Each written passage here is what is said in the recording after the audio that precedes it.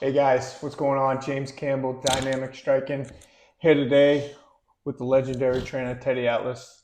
And Teddy, before we get into anything, we just want to acknowledge your father's foundation, the real reason why we're down here this weekend. Yeah, And thank you.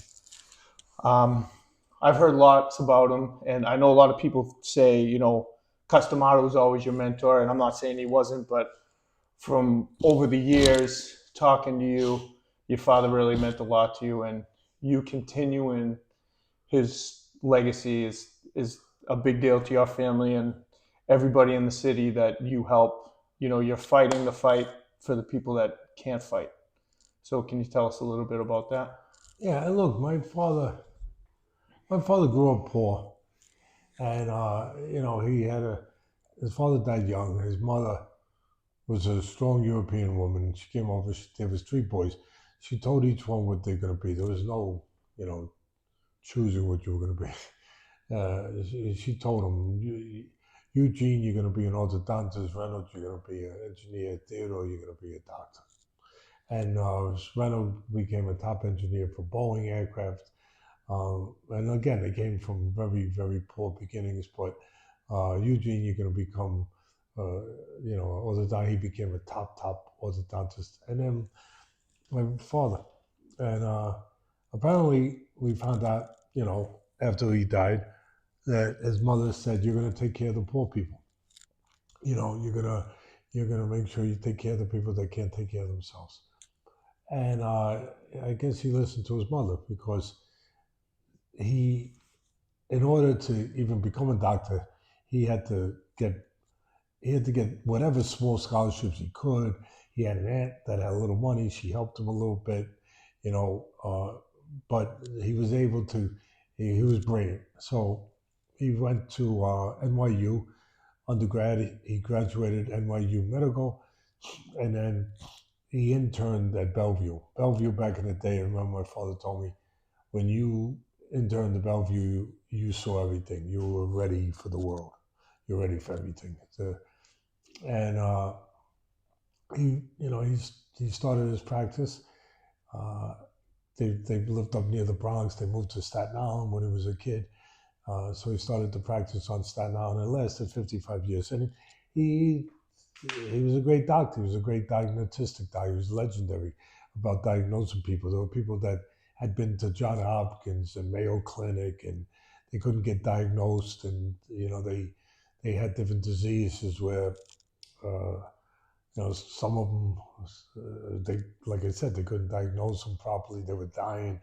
There were legendary stories where they walked into his office where you had to wait 5 6 hours to see him because he had the biggest practice in New York, and uh, and he diagnosed him. And you know, he charged $5 for an office visit. It was a different time, of course, but he would drive the medical salesman, the drug salesman, crazy because they would come. He had the biggest practice, so they're trying to get his business. So they would come there to sell him the different drugs that were the newest on the market and different things. And they would give him. He would force them. He would tell them, "Give me samples." There was a madness. There was a what do you call it, method behind his madness. He would get all these samples, and they give him an inordinate amount of samples. The reason he got an inordinate amount of samples was he had all poor patients, and a lot of them, they didn't have insurance. They had whatever it was back in those days, they had it, uh, and but the bottom line was they their insurance didn't cover prescriptions. So he would give them samples.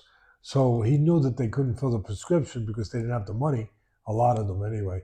So he would give them samples, and so he would kind of use the the the drug salesman, to get his business. He'd make him give him, all these samples so that he could take care of the patients, and you know, he he take care of a whole family for $5.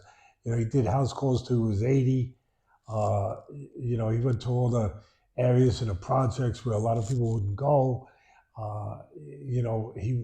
He'd work all day and then at night he wouldn't get home to 11, 12, whatever, doing house calls uh, to people that couldn't get out.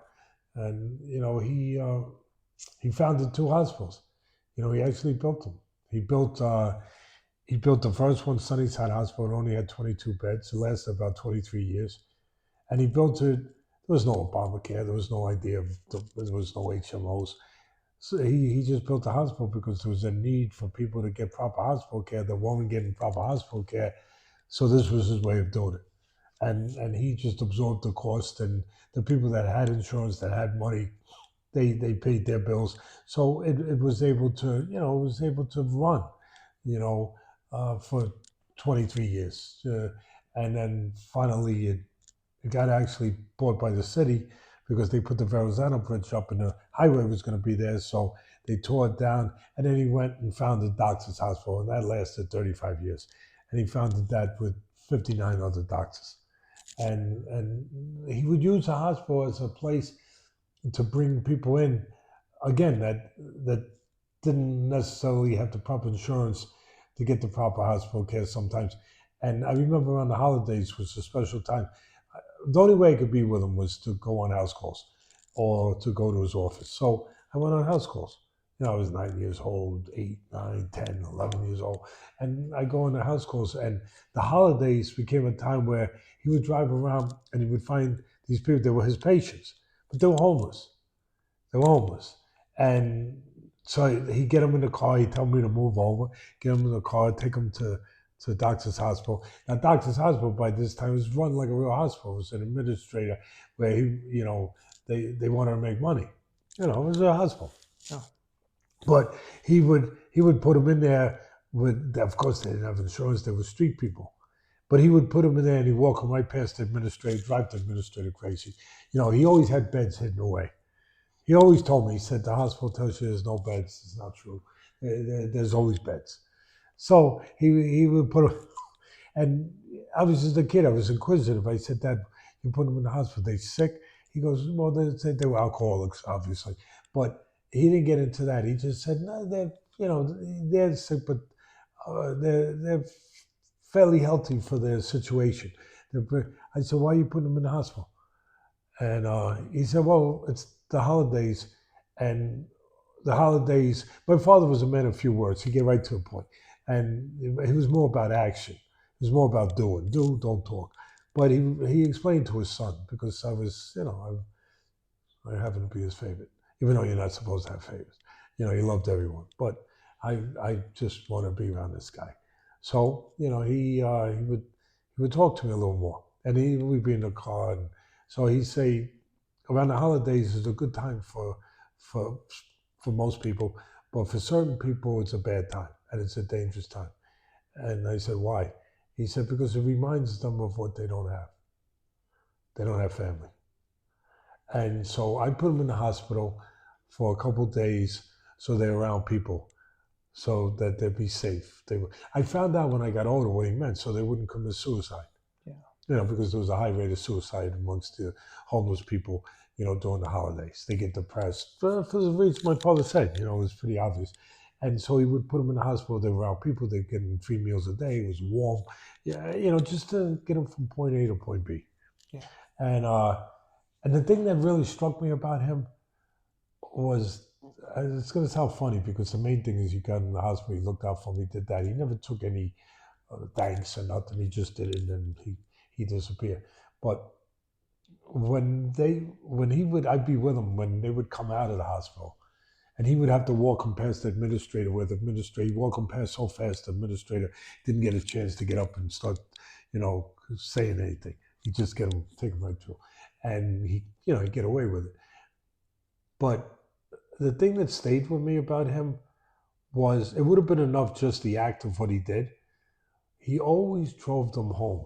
When I say home, to wherever it was that, they were camped out, basically. But he always took them there. He could have just left them after he got finished. They could have walked, right? They were kind of used to walking.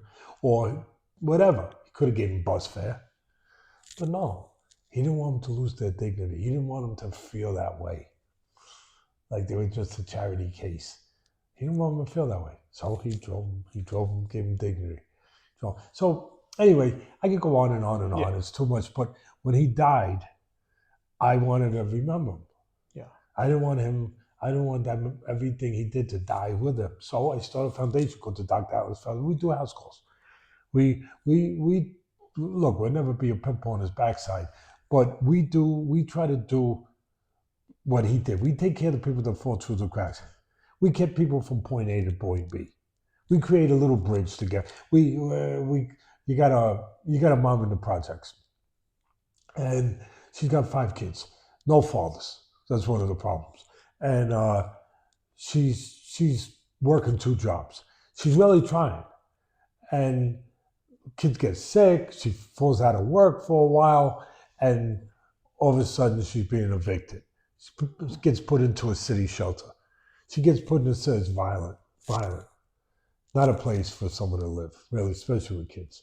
So she's in there. She's got an autistic 12-year-old girl. And this is one case, obviously, I'm thinking about. That's why I'm saying this one. But there's hundreds of them. But there's one particular, the poor girl has an episode because she's in this atmosphere that's, that's violent. And but she don't have the means to get an apartment. So we step in, we get an apartment.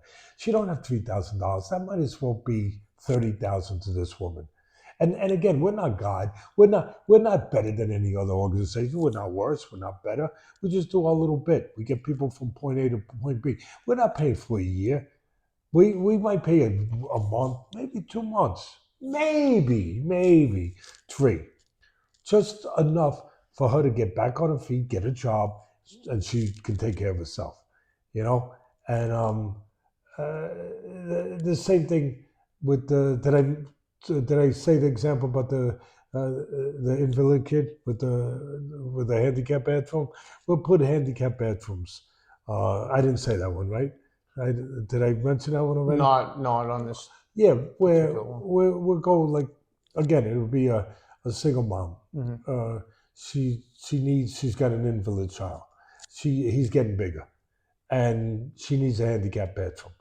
And there's she don't got $10,000 to pay for a handicap, and of course insurance don't pay for those things. We step in, we put the handicap bathroom in.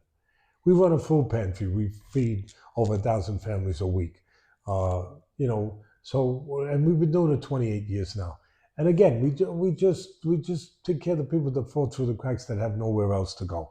We run mental health programs where we bring mobile vans with psychiatrists, psychologists, anti-bullying, anti-drugs.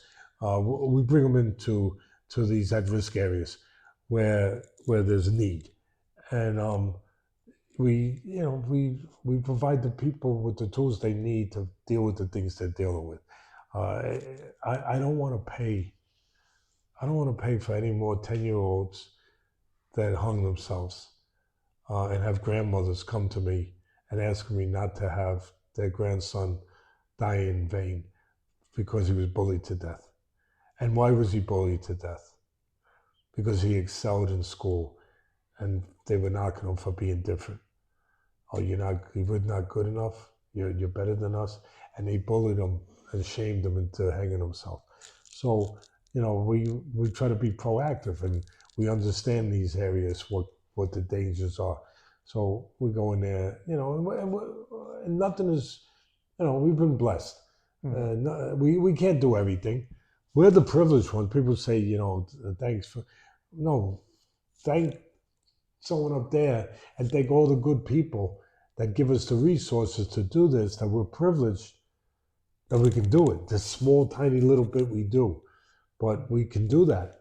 And it's a myriad of things. Yeah, you got a kid who just had cancer surgery, right? The surgery was $150,000. Wow. So the insurance paid it. Poor kid, and the insurance paid it. But it doesn't pay for the cancer medication, which is $1,200 a month. That's not provided by prescription. It doesn't cover it. So the mom needs the cancer medication. So we'll step in if that happens to be the situation, for that. Every once in a while, there'll be a kid getting chemotherapy. And one of the drugs might not be approved for the insurance, but he needs the chemotherapy. Drug might cost $10,000. So, again, in spots, and You know, whatever we can do, that we can do. We can't do everything, but we've been blessed. I can't remember a time we actually said no. Um, you know, as far as doing for the most part, small, big, whatever it is. We've bought vans for kids with muscular dystrophy where they needed a van, you know, to get the kid around. Yeah. There was one time there was a family that were going for treatment in Canada, and it was treatment that was not approved here. So they were going to, God, you try anything for your kid. So they were going to Canada. They didn't have transportation. They couldn't afford going up there. They needed a van. We were blessed. We were able to get there. We didn't have, I didn't want to spend $55,000 out of the foundation for one case. I'll be honest. No. But I didn't want to say no either. Yeah. So what do? The night that we had the dinner, we have a big fundraiser. We get some political help. We get some grants. Thank God for certain politicians that do give us some grants. But we have to do fundraisers too. So we do our big fundraiser, and on that particular, we have 1,000 people in the room. I took a shot. I said, listen, I'm already thankful for everything you guys do. Thank you. It's Thanksgiving next week. We always do it a week before Thanksgiving. It's Thanksgiving next week. And look, you guys are going to be driving somewhere, right? Most likely. You don't even think about it, but you're going to drive. We got a 10-year, and then we put the camera on him. We got a 10-year-old kid, and we put the camera on him in the wheelchair. He needs to drive somewhere. He needs to drive somewhere in Canada to get treatments. He's got muscular dystrophy. I think it was Duchenne's, whatever, muscular dystrophy. And I know you've already done so much. You bought a table, you bought a ticket, thank you. But you know what? There's a lot of use here. If everyone could give just a few dollars, just a few more dollars, you know, we'd like to get them a van. Next thing you know, magic. People are good. Yeah. Magic. Hand goes up. Teddy, you got 1,000. Teddy, you got 5,000. Teddy, you got 500. Teddy, you got 100. Teddy, you got 300. Teddy, you got 3,000. Teddy, and it just kept going. We got him a van. Got him a freaking van. So, you know, there's so much goodness out there. We see the bad sometimes, too much. But if you allow yourself, if you're in the right situation, you see more good. And we see good. We see good where people give us the resources to, to run the Dr. Atlas Foundation and do the things, a little bit like Dr. Atlas, that be there for people that, And those people that are donating, that's a tribute to your character, your father's character. But Teddy, some of the stories you've been telling me, your father, him helping a lot of people, but sometimes he had to give you tough love, right? Yeah, because I was an idiot. I was a young kid. I was an idiot. I didn't understand till I got older what I was doing like a jerk. See, he was my hero. I didn't know what a hero was. I had no clue. I loved Mickey Mantle. I loved Willie Mays. I loved Muhammad Ali. But I had no idea. I didn't think of them as heroes. My father was my hero. I didn't articulate it in my head, but he was. I wanted to be around that guy. Mm-hmm. And, he was great, but he was a great doctor. Sometimes you can't be both. You can't be two things. You can't be a great, father in a way. He was a great father, great provider, and a great teacher by his action. But when you're dedicated to other people in the field that he was, it's hard. You can't clone yourself. It's hard to be, when you get up at 6 in the morning and you start your day by, going to hospitals to check on patients, and then from there you do house calls, and then from there you go to the office, and then from there you go to the nursing homes to check on people that have no family, that you don't even have doctors, medical directors at nursing homes, and you have to have a medical director at a nursing home as a doctor, otherwise they get closed down, but they can't pay him. So what did he do? He wound up being a director for like 8 nursing homes because he didn't want to say no, because and what did he do? He didn't even have to show up. He just had to sign on that he's the director. But no, he signed up to make sure they weren't being abused, to make sure they were being properly, taken care of and treated. So between everything else, he did that, and then finished off the day with house calls. And he did house calls, like I said. I think I said it earlier too. He was 80. Yeah. And so as a kid, I wanted him at my ball game. Selfish. He wasn't around. He wasn't able to be around, and I want and just I won 3 science fairs in a row. The figure I know about science fair, but I won 3 in a row. Why? Because I knew my father liked science, so I went and won the science fairs. I used to win the science fair, in between all kinds of stuff that, in school, that getting into a little bit of fights here and there. But I'm winning science fairs. I built a cloud chamber with the help of my father. But I built a freaking cloud chamber. And then people were like, they had things like grasshoppers, in a jar. And I come in with a cloud chamber. And they got like a praying mantis in a freaking jar, like walking around. And cloud, they were like, oh, he won. And again, it was because I wanted his love, and I wanted to make him proud. And you get sideways sometimes. And as I got older, I got stupid. I got resentful that he was with everyone else except for me, whatever. And I started hanging out in the wrong place. I started, getting into things and streets and stupid. And, I wasn't grateful for what I had. I wasn't understanding, and what he was doing. And it's just that he wasn't there. So in my crazy, young, adolescent, stupid mind, who got all his attention? Who got all his love in my mind? The fractured, the broken, the injured, the sick. They got him. So I said, all right, I'll become sick and fractured and broken and injured. Well, without, of course I wasn't thinking this, but I realized as I got older, I realized kind of what took me down that path. Next thing I'm in the streets, I'm fighting all the time. I eventually got to a gym and boxed and everything else, but I was in the streets. I was doing all the wrong things, and that got me this, and 007. yeah, a knife. That's what they were back in those days. On the street where we were hanging out, guys, it was a cheap knife. It was a wooden plated knife, and you could flick. That was the cool thing. Like if you know how to do you with your wrist, you could flick it open. And it was a 007. It was called. So, and that's why I got cut with. But I didn't carry a knife. Some of my friends did. But we fought.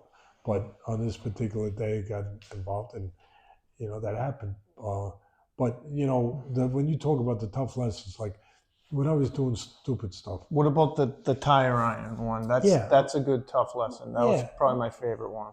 Yeah, I mean, it's in my book, and all that stuff. But yeah, when I'm fighting in the streets and somebody hit me with a tire iron, cut right to the chase. And I got hit with a tire iron, and then after the fight's over, I'm bleeding like a pig, and I had a t-shirt on during the summer, and it's literally red.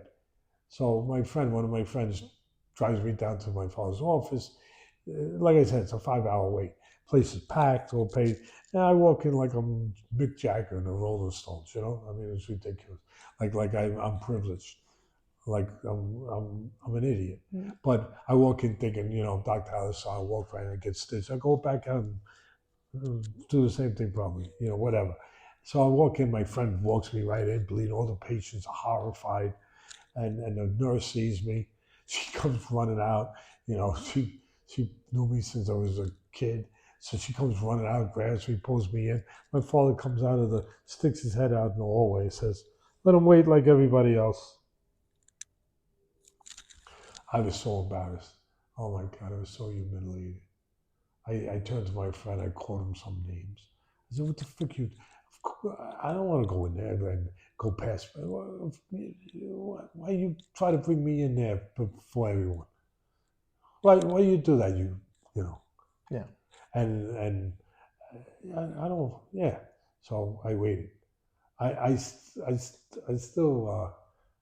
get the family discount. You know what I mean? Because instead of waiting 5 hours, I probably waited 2 hours. Whatever. We had He a made his towel. point. And we put pressure on it and all that crap. But we sat there. I made the patients very uncomfortable. Standing there. But but anyway, when he brought me in, and the nurse, of course, has back in those days. We're going back. My God, I don't even want to say it because then I'll be dating myself. But my God, it was a long time, right? It was uh, oh my God, it was 45, 47, 48. Oh, it was many years, Oh right? yeah, we'll 48 just go years, with that. 40 years, whatever, a lot of years. So anyway, she got the needle, big needle with the Novocaine. So he starts getting me ready, and she goes, "Doc, you forgot the Novocaine." My father don't forget nothing. Forgot the Novocaine? Are you kidding me? He looks again humiliated. I feel like a freaking idiot. He looks at it. He goes, "He doesn't want that." I said, "I don't want that. Why are you even bringing that out? Why you bring that out? I don't want that." And he goes, "He don't want that. If he's gonna live this life, you should know what this life feels like." Oh, bang, bang. I take a left hook to the body, a left hook to the head any day over that. Any day. Right hand to any day. Would not hurt like that hurt. But you didn't make a The sound. truth. No, I didn't. I better not make a sound. I wouldn't make a peep. I wouldn't even move. No. But I knew how many stitches I got. That I can tell you. I know how many I got. I'm not even going to tell you. So at what point did you turn it around, Teddy? Point when it became about somebody else, not about me, because I was, it was easy to be their fathers for some reason. Maybe I inherited a little tiny bit from my father, but it wasn't, not for me. So loyalty, I didn't see a lot of it. I didn't see a lot of it. People who took care of advantage of my father, his goodness, everything. They were just things I noticed, and different things. I got arrested. I was facing some serious stuff. I was a kid. I was with some older guys, and it turns out that they put it all on me. So I was facing that, and I had an option like they did. I could, back in those days, you call it turning states, whatever. Like I could have, cops asked obviously who was involved in the thing that we're talking about that I got arrested for, and it was a serious enough charge, obviously, and I'm not saying nothing. And then it turns out that they gave me, and it was a signed paper, and the detective showed it to me. So you have a choice in life. So I had a choice. Now I say something, and but no, I wasn't gonna say nothing. I wasn't gonna make noise when I was getting the freaking stitches. I wasn't gonna go and give someone's name. The same. I mean, you think my father would? I mean, without even.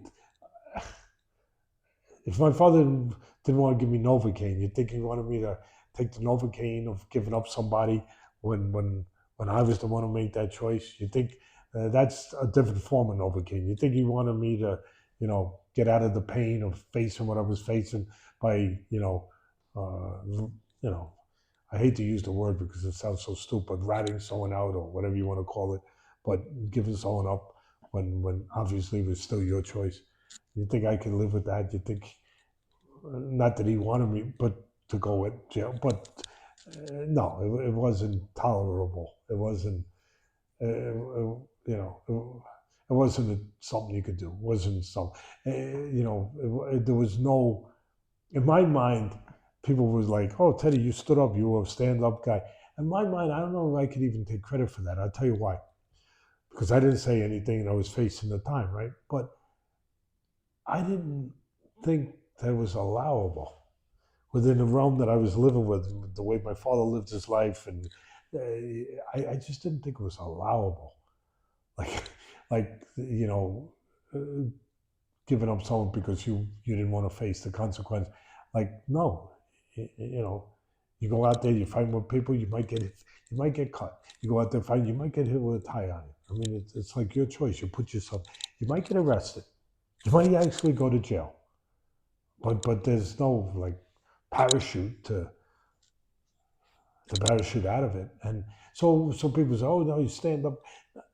Yeah, all right, I guess. But again, my mentality wasn't even. There was no.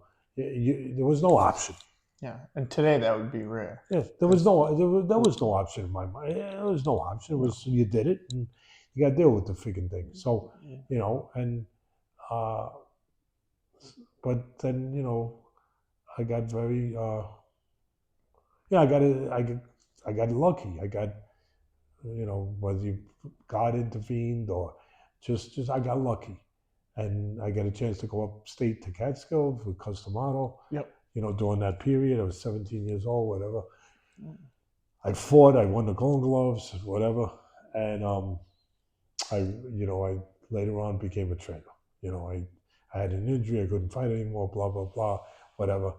And there's a lot more to it, but we're not going to do that. We're not going to because this has become like this has become like Gone with the Wind. I mean, that's about a 4-hour movie. We don't need that. But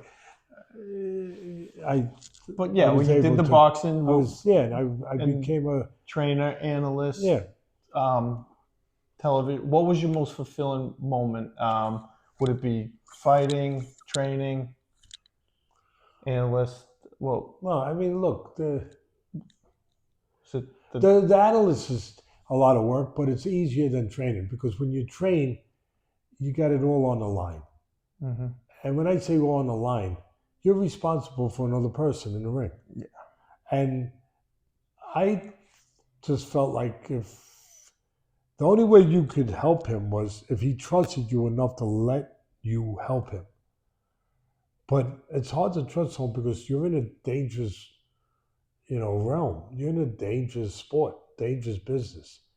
You're telling someone to do something, get in the ring and do it where they could get knocked out. And so when they trust you, that is, there's a lot to that they're listening to you, and they have to, because you got to get them to believe that if they do what you're telling them, and they're dedicated to that, they're committed to that they will win. But if they don't win, I felt like, felt like you were betraying their trust. And of course, it's crazy in a way because, of course, it's not guaranteed you're going to win. But as I got older, it got harder and harder. When I was young, it wasn't as hard. But as I got older, it was like, it was difficult. You be in a camp for 2 months or so. You get them to trust you. You're close to them. You're doing this journey together. This difficult journey where there is risk, and then at the end of the day, if it doesn't come out your way, like I felt like I didn't live up to my end. Not that I lied to him, but I let him down, and so it became more and more difficult as I got older. It was weird, but. So that when you say which was easier, which was harder, it was always harder the training part because a part of you, was at risk in that way. When you're behind the microphone, when you're behind one of these things, yeah, it's your reputation. Like as far as what you say, that you're saying things that make sense, saying things that are responsible, saying things that hopefully make the broadcast better, that people can learn something from it, and you got to make sure you're professional. There can't be any bias. You can't be influenced by anything but what is happening. Not if you know the guy, you don't like the guy, you don't like his whatever. It's got to be right down the middle, black and white. You got to be cornered as it is, based on your judgment, your experience, on what's happening. Again, not influenced by anything else. So you have a responsibility. There's a job there, but there's not the pressure of worrying about who's going to win. It doesn't matter who's going to win. What matters is that you just do it justice by commentating in a fair, balanced way. Right. But it doesn't matter if he wins, he loses, and so it's like a walk in the park compared to Oh yeah. being in camp for 2 months for a fight and being responsible for that person.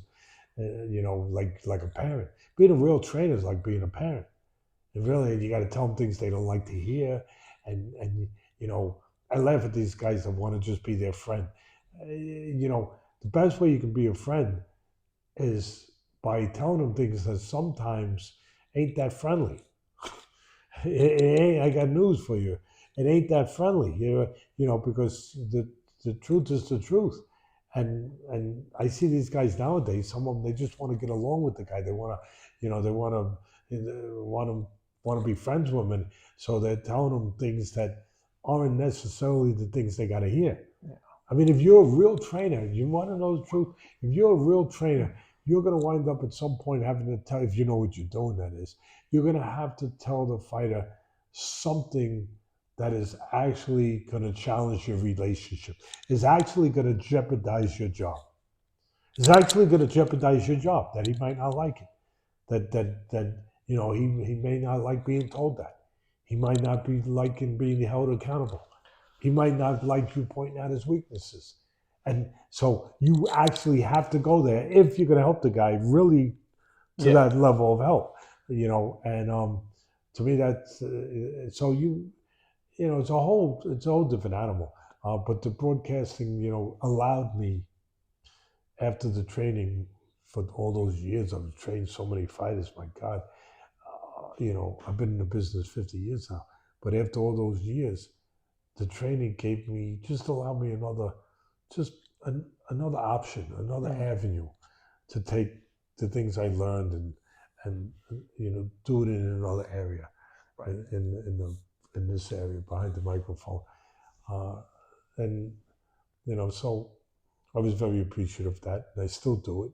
I do it now. They got me doing more UFC stuff, which is a nice, different kind of world. The striking, though, it's still striking. Right. So you got the UFC, the boxers, 19 world champions, been around the NFL, NBA, West Point, real warriors. You will have this knack, Teddy, to bring out the best in everybody. And I mean, I've seen it. Everybody sees it. How do you know? And I guess it's like a double question. So how do you bring the best out in people, and how do you know you have one of those fighters? The different personalities, the different fight styles. Like, for example, when you were just when they're tested, Yep. Same way if you have a friend, Jamie. It's the same freaking way.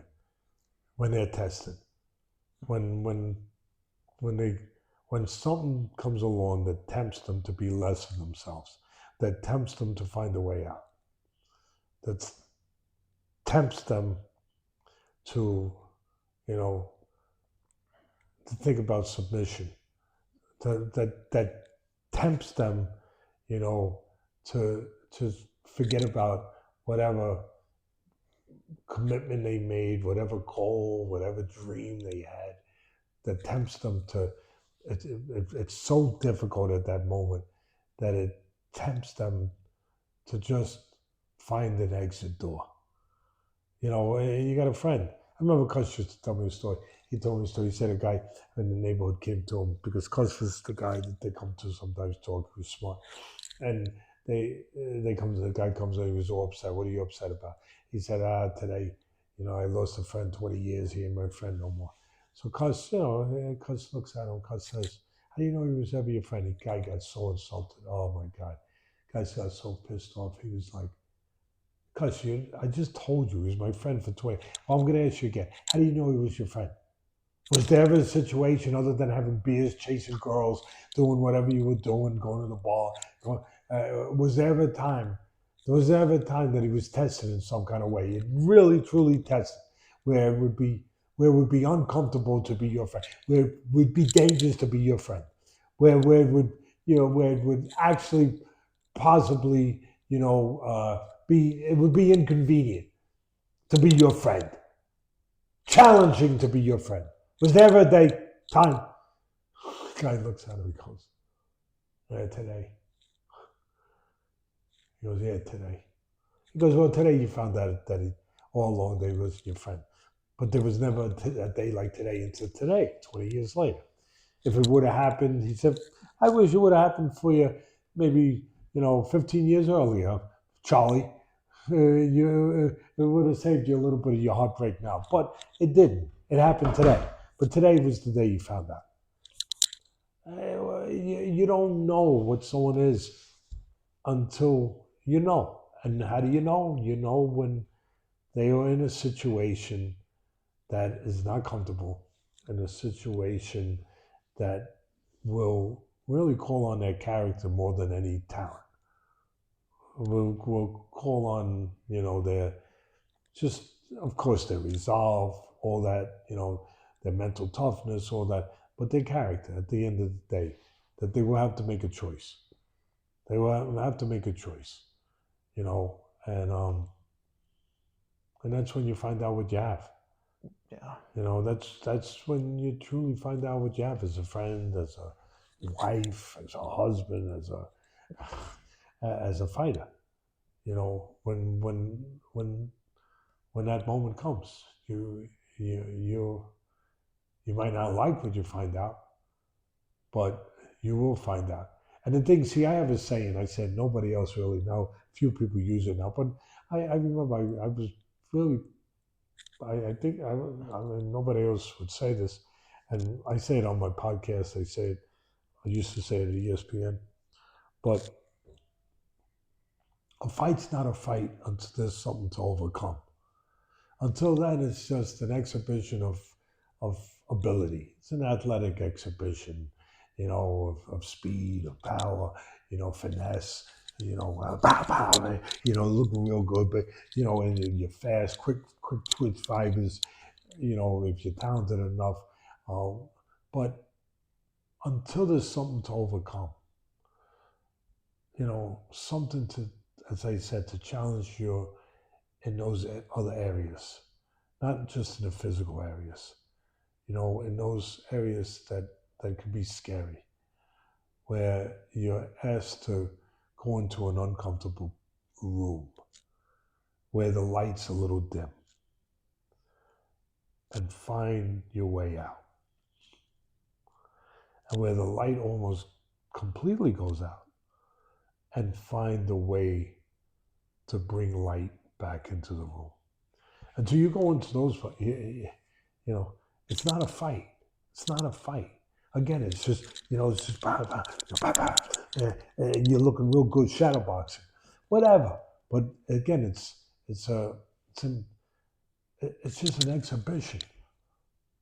You see anybody that has that potential today to be a great? Oh, there's plenty of them. But I mean, we'd be here all day trying to go over. Yeah. But I mean, there's ones that, and again, you don't know till you get, you see the talent, you know that their technique is good, it's bad, you see what their speed is, you see what their ability to punch is, you even see what their IQ is, how they can, think in an uncalm environment. You got to be calm in an uncalm environment.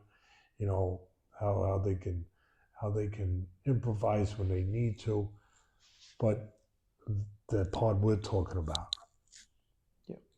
you're only going to find out about it when things get a little dark, when the light starts to flicker a little bit, and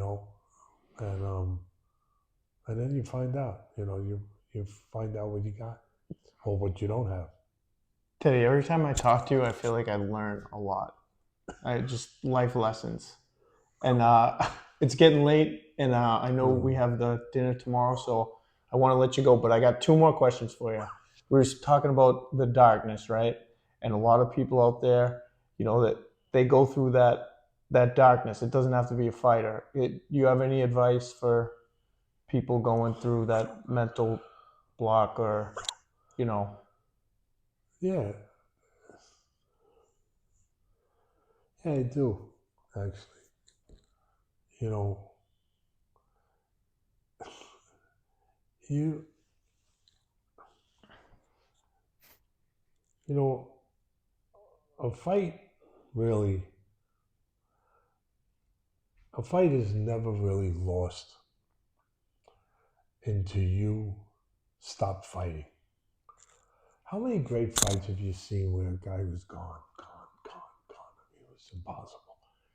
And somehow he came back. And there was a million times he could have just spit the bit. Could have just, nobody would have said a word. But he didn't. Well, life is the same way. I'm going to use an example. Tyson Fury. He went through drug. I think he's a teacher and he doesn't even know he's a teacher.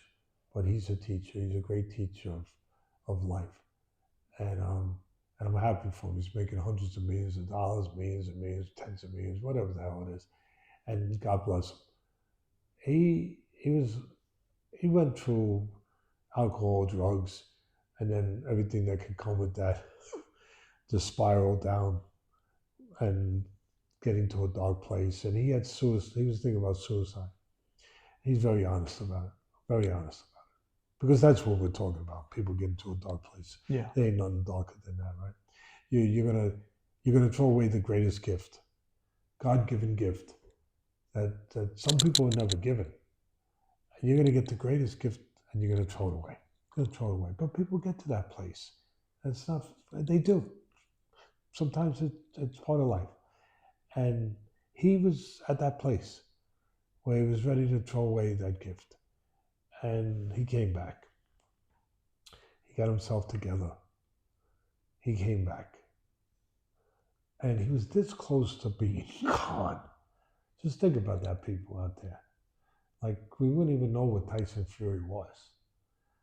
It's this close. Like, he might have had a gun to his head. He was drinking. He was whatever it was. All he talked about was that, I was ready to make that life-ending decision. And for whatever reason, he didn't. I know what the reason was. Life. Just something just at the right time just flickered, like, as bad as it is, life beats death. As bad as it is, we always talk about, you don't want to lie to yourself. And when you think that death is better than life, and I get it, you can get to that place. You really can. I understand. Please. But it truly is a lie, because Tyson Fury is the perfect proof of that. Because as bad as life felt that it was, it's not good now. And if he didn't give himself that opportunity to choose life over death, he never would have known that there could be those days. Simple days, complicated days, but those days. The other thing, there are no days. There's nothing. And when he fought Wilder, and this is where the lesson lies, to answer Jamie's great question, an important question. And he got dropped with that right hand. And Wilder could punch. He couldn't fight much, but he could punch like hell. He could punch as good as any heavyweight, probably. That hard. With the right hand, just the right hand. See, Tyson could punch with either hand. Joe Louis could punch with either hand. But Wilder with a right hand, if he hit you right, like he hit Fury, man, he could put the lights out. And he dropped him. He dropped him in that 11th round. I believe in the first fight it was the 11th round. I believe it was. And it was later. Yeah, and it really don't matter. No. And he gets dropped and he's laying there. And he looks like he's gone. Looks like he got hit. He got shot with a 30-06. He hit his head too. Yeah, like yeah. off the... I mean, he's laying there. He's laying there. He's out. He's laying there. And it looks like it's all over. I'm going to tell you what I think was going on. His whole life, we talk about how your life passes in front of you when you're about to die, and it passes, right? We hear all the stories about that, right? We don't know. We can only know what we hear. He's there, and he's thinking about his life. But he's thinking about, do I live or do I die? Now, what do I mean by that? It's metaphoric, yes. But what do I mean? What I mean, I don't mean physically die. But when you give up on life, you're dead. Yeah, you're still breathing, don't get me wrong. You're still breathing, blood's still going through your veins and all that stuff. But when you're existing, there's a big difference from existing and living. And he was laying there. The man who had gone through alcohol abuse and drugs and suicidal thoughts and everything else. And he was brave enough to get to this place, and now he gets robbed, and he's laying there. He's thinking, he's making a choice. Seems like it's an hour. It's only not even 10 seconds. I think he got up around 8 or 9. And he's there, and he's laying there, and he's thinking, do I live or do I die? Do I live? I gotta live. I gotta live. I gotta really live. I gotta live. I gotta take it to the next. Do I live or do I lay here? And you lay there, and again, I know your heart's not stopping. I get that. Your blood's not gonna stop flowing. But you are no longer committed to living, to being a viable human being. To just, whatever it is, if it's just to go out that day and feel the sun, if it's just to go out that day and walk in the rain, man, it can feel good to walk in the rain. Wow. Whatever it is, he had to make that choice. Am I going to live or am I going to die? Bang, he got up. I'm going to live. Bang, he got up. I'm going to live. And what I said was, I actually made, with Sam Rivera, I made I think you saw it, I'm not sure.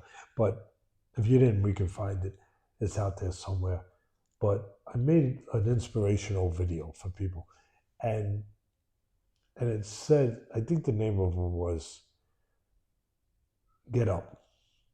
And I talked over the video. And what I talked was, when you're knocked down in life, whatever way it is that you're knocked down, it doesn't have to be in the ring, obviously. Whatever it is, there's always time to get up. There's always time to get up. There's always time to get up.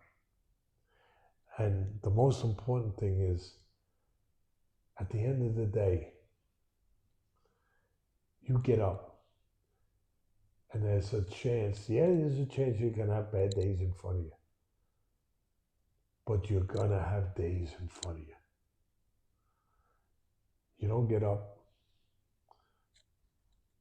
you've given up that opportunity, that chance to have those days, to feel the rain, to see the sun, to feel the sun, so whatever it is. So it's always your choice at the end of the day. No matter how difficult it is, there's always time to get up.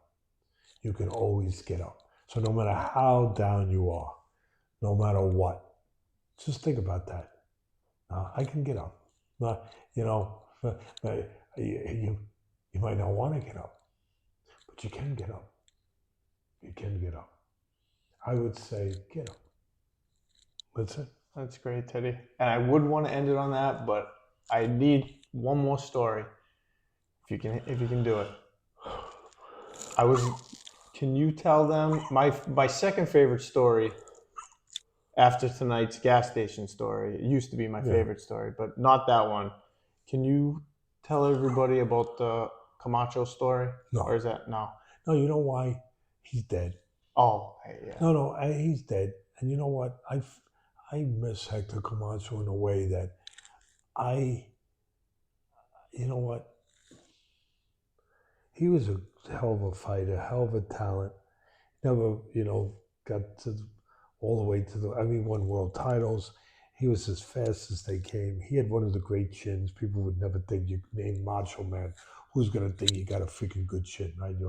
Macho Camacho, you got a good chin? Yeah. He wears these skirts around and all these things. Remember the jab you were telling me about? But all that stuff.